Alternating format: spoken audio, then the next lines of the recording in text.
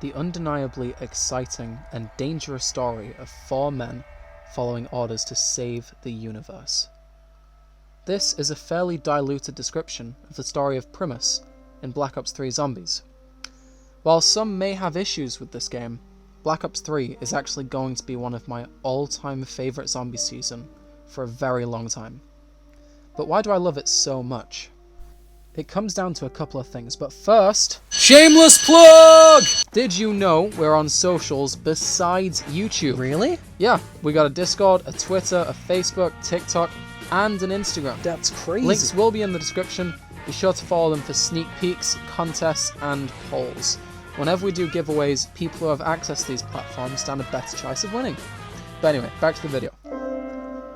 Black Ops 3 starts off with an absolute banger.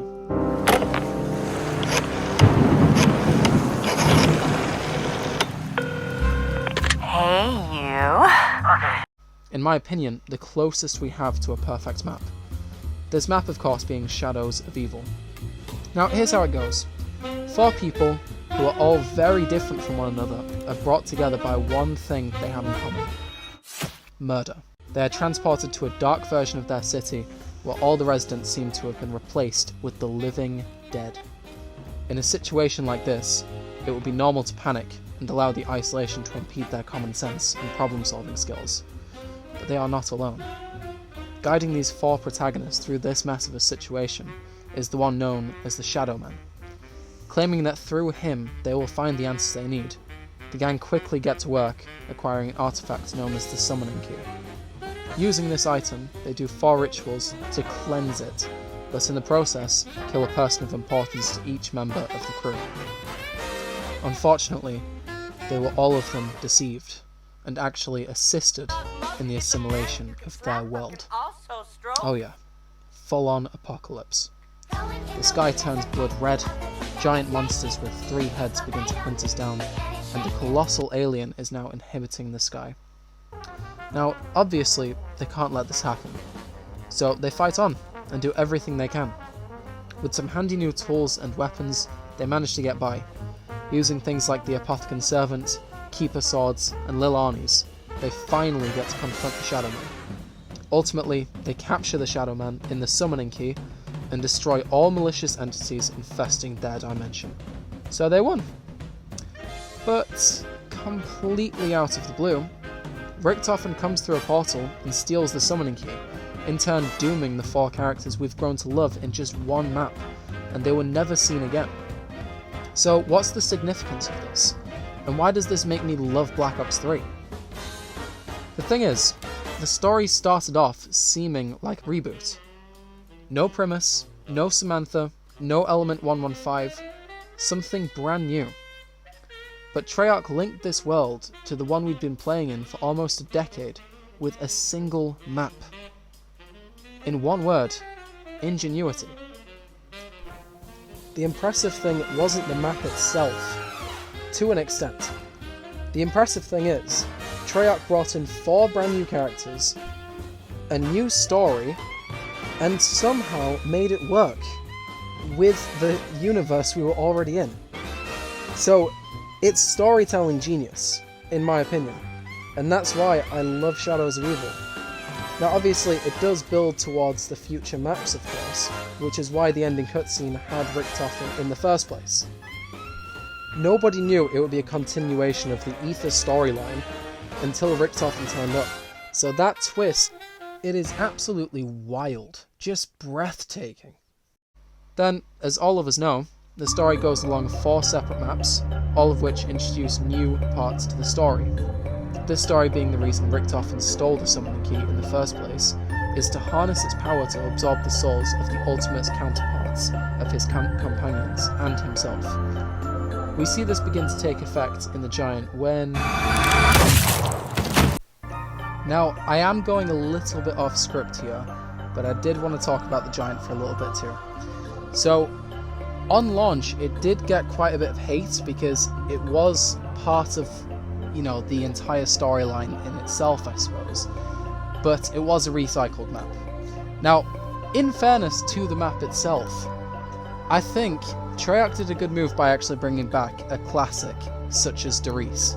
Obviously, the giant in this iteration. But either way, it actually used the teleporters to set up a fairly important cutscene, which actually sets up the entire story of Primus taking the souls of Ultimus to actually correct all the wrongdoings that had happened in the story up until this point. So, if they had to recycle a map, I don't think there was a better option than Doris. It's been here since World at War, it's got the original Wonder Wharf, and in my opinion, that is the OG Wonder Weapon. So I think it was just an amazing choice by their standpoint, really. So, yeah, recycling maps, it's not the best, but we got a really good deal out of it because we got to play Doris on HD Ultra 4K. So, I'm not complaining. This continues on to Dreisendrach, an absolute masterpiece of a map introducing 4 new elemental wonder weapons in the form of bows, and also has one of the most aesthetically pleasing atmospheres I have ever experienced. The Easter egg having an ending seeming to be the polar opposite of Richtofen's grand scheme, we actually blow up the moon, and we use the summoning key on Ultimus Dempsey's body. So, having done that, it's 2 down, 2 to go. Now, we continue on to the island of Despair, Zetsubo Nishima.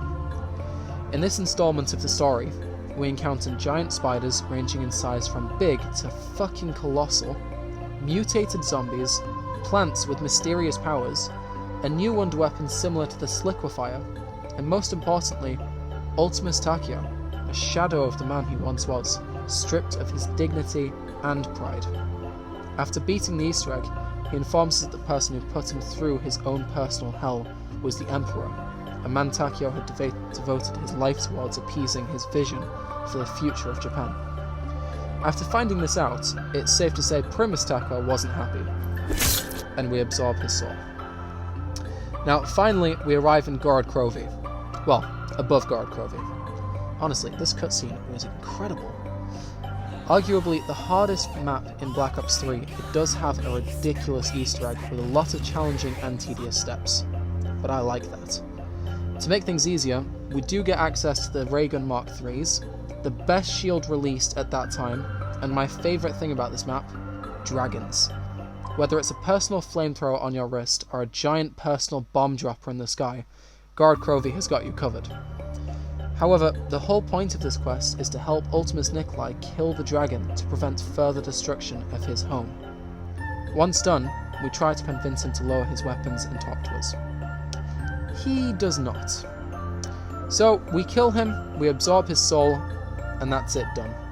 All souls have been collected, so now we are ready for the end. Revelations. We are invited to Agartha by the one known as Dr. Monty. This is a paradise in which we are meant to spend eternity without the trouble of zombies or apothecans ruining it all. Unfortunately, Max is tricked into releasing the Shadow Man from the summoning key. In doing so, the reality we are occupying is breaking apart, so we must stop this. The quest itself is simple. Create a paradoxical event and send it straight into the singularity caused by the apothecans. And I have to say, this Easter egg brings on a wave of nostalgia and weaves previous events into this game quite well. After doing all of which is required, we successfully end the Shadow Man's reign. Now, here's where it gets interesting. Richtofen had a backup plan in case something went wrong. The crew has been fitted with vials of blood. So, this may sound irrelevant, but this blood is from the dimensions we've caused to collapse in on themselves. So, in doing so, we have created a paradox, which has ensured our safety. Now, Dr. Monty really doesn't like this, so he sends us back to the days of the Great War. Now, armed with the ultimate staffs, Primus leads the assault against the apothecans, and the cycle continues. So, it really does go without saying, but this story is an absolute roller coaster, like it goes everywhere. So each map being tailored to each member of the crew, and actually providing some emotional moments in some ways, it actually really makes the ending hit home. And personally, I am really glad they didn't close the door on Primus, because their story in Black Ops 4 was also fantastic and quite necessary. Now, the reason why I actually love this story, though, it comes down to a couple of things. So the first thing is the introduction of the Apothicons was phenomenal. So not to mention, doing this that way, it actually pointed towards possibilities of them being involved in things as early as World at War. So for example, in the cut jingle for Pack-a-Punch, the lyrics tell us this. A critter took a bite from her and now she's in the sky. The angels came down to old Jeb and told him what to do. Build yourself a great machine, its punch will see you through. These angels were keepers.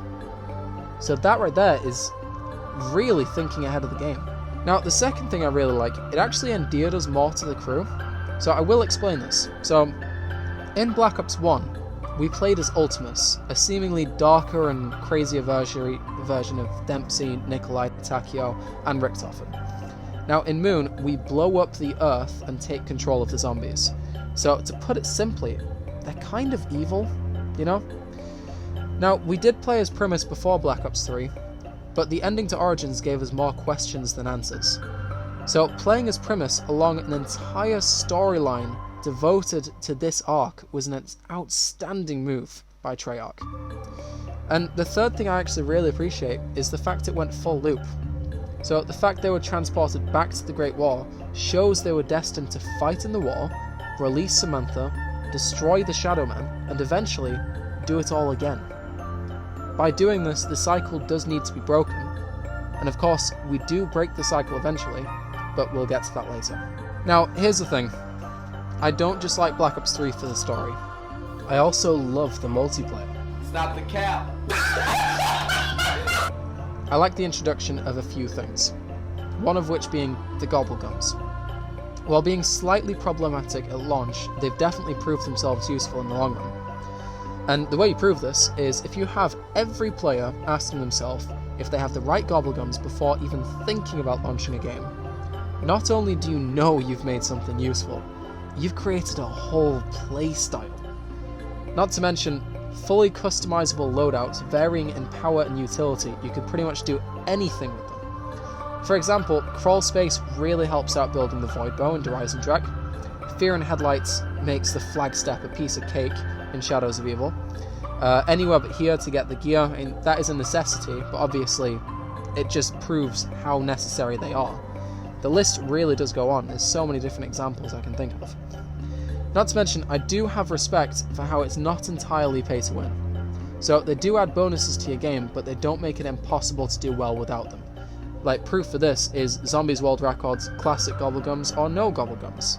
There's people doing some crazy stuff out there without even like going to the Gobblegum machine itself. Now, the main thing I'm trying to say about this, guys, Black Ops 3 did a lot of things right. From its intriguing and emotional story to its breathtaking visuals, and even as far as the little things like the mechanics. This game took everything I liked about zombies, addressed the things I didn't like, and went on to shed light onto a story I didn't have the foggiest idea of understanding. The narrative then made sense to me, and being able to experience it independently with the help of some new underweapons, cool new perks, abilities, and most importantly, the boys.